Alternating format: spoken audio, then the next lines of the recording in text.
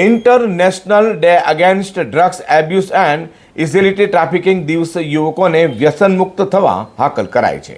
આ કાર્યક્રમમાં નશાની બદીમાંથી મુક્ત થયેલા યુવાનો દ્વારા જ મોટિવેશન આપવામાં આવ્યું છે અને જય અંબે રિહેબ સેન્ટર દ્વારા વ્યસન નહીં પરંતુ વ્યસનથી કેવી રીતે દૂર રહી પરિવાર તથા સમાજને ખુશખુશાલ રાખો તે અંગે માર્ગદર્શન આપવામાં આવ્યું હતું. વર્ષ 1989થી international day against drugs abuse and illicit trafficking દિવસની ઉજવણી કરાય છે. ત્યારે આજકાલ વધતા જતા ડ્રગ્સ અને દારૂની બદીમાંથી યુવાનોને દૂર રહેવા તથા આ પ્રકારના વ્યસનોમાંથી મુક્ત કરતી સંસ્થા દ્વારા એક અનોખા કાર્યક્રમની ઉજવણી કરવામાં આવી હતી. જેમાં નશાની બદીમાંથી મુક્ત થયેલા યુવકો દ્વારા મોટિવેશન અપાયું હતું. જય અંબે રિહેબ સેન્ટર દ્વારા વ્યસન નહીં પરંતુ વ્યસનથી કેવી રીતે દૂર રહીને પરિવાર તથા સમાજને ખુશાલ રાખો તે અંગેનું માર્ગદર્શન આપવામાં આવ્યું હતું. નશા મુક્ત થયેલા એક યુવકે કહ્યું હતું કે 2016થી નશો કરતો હતો અને તેણે અલગ અલગ નશો કર્યો હતો, જેથી હું જીવનથી કંટાળી ગયો હતો. વિશ્વના તમામ પ્રકારના નશા કર્યા હતા, પરંતુ અહીં રિહેબ સેન્ટરમાં આવ્યા બાદ મારા જીવનમાં બદલાવ આવ્યો છે. એના પ્રોગ્રામથી મારું વ્યસન છૂટી જતાં મારો પરિવાર પણ ખુશાલ છે. 7 દિવસ બોડીનું ડિટોક્સ થાય ત્યારબાદ અલગ અલગ સેશન હોય છે. એ રીતે અમારે વ્યસનથી દૂર રહેવાનું હોય છે.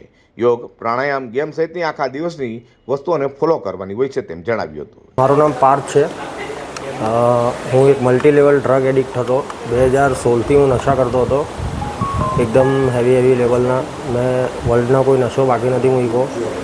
ત્યાર પછી મેં જીવનથી કંટાળી ગયેલો ને મેં અહીંયા આવ્યો. જય અંબે રિહેબ સેન્ટરના મદદથી મેં અહીંયા પ્રોગ્રામ અટેન્ડ કર્યો. પ્રોગ્રામ કર્યા પછી આજે એક નવી સારી લાઈફ ટર્નિંગ પોઈન્ટ આપ્યો મને આ લોકોએ ને આજે 1 વર્ષ 1 મહિનો અને 21 દિવસથી નશાથી દૂર છું. સારું લાગે છે. મારા મા બાપ બી ખુશ છે. એક સારું જીવન જીવી રહ્યો છે. જે લોકો નશો કરે છે એ લોકોને શું મેસેજ આપશો તમે? જે લોકો નશો કરે છે એ લોકોને મેસેજ આપીશ કે ભાઈ તમે જ્યાં છો ત્યાં અટકી જાઓ. આ તમને આજે નહીં તો કાલે અમારા અહીંયા પ્રોગ્રામમાં કહેવામાં આવેલું છે કે અકાલ મૃત્યુ આવે, બહુ જ ખતરનાક અકાલ મૃત્યુ આવી શકે છે. તો જય અંબે રિહેબિલિટેશન સેન્ટરના એસએ વિરાણીએ કહ્યું કે છેલ્લા 18 વર્ષથી આ સેન્ટર ચાલે છે. હું 10 વર્ષથી આ ફિલ્ડમાં છું. વ્યસનમાંથી લોકોને બહાર કાઢવા કામ કરું છું. હું પણ વ્યસનમાં 11 વર્ષ અગાઉ હતો. ડ્રગ્સ દારૂના અત્યારે ઘણા લોકોને સેવા અપાય છે. 2013માં દુનિયાના તમામ વ્યસન મેં કર્યા હતા. ડ્રગ્સ પણ લીધા હતા.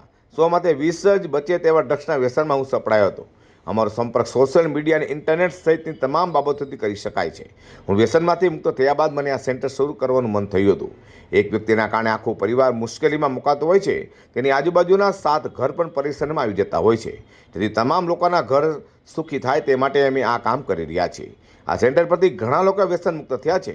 હું બહાર નીકળ્યો વ્યસનમાંથી તો બધા જ વ્યસનીઓ વ્યસન મુક્ત જરૂર થઈ શકે છે. એસએ વિરાણી અને જય અંબે વ્યસન મુક્તિ જે છેલ્લા 2.5 વર્ષથી અહીંયા ઉપસ્થિત છે અને મેં પોતે 10 વર્ષથી આ ફિલ્ડમાં છું. ડ્રગ્સ છે, અન્ય વ્યસન છે જેમ કે દારૂ છે, એના અંદરથી વ્યક્તિઓને કેવી રીતે બહાર કાઢવાનું, કેમ કે આજથી 11 વર્ષ પહેલાં મેં પોતે એક વ્યસની હતો અને એવા વ્યસનમાં અટવાયેલો હતો કે એની કોઈ હદ નહીં. આજે મેં બીજાને મદદરૂપ થાઉં છું. એ ડ્રગ્સ અને દારૂના મલાવીને 50-60 જણા છે. સુરતમાં જય અંબે રિહેબિલિટેશન સેન્ટર દ્વારા વર્ષોથી નશામાંથી યુવાનોને બહાર લાવી સામાન્ય જીવન જીવવા માટે મદદ કરાઈ રહી છે. ત્યારે international day against drugs abuse and illicit trafficking દિવસની ઉજવણી કરવામાં આવી હતી.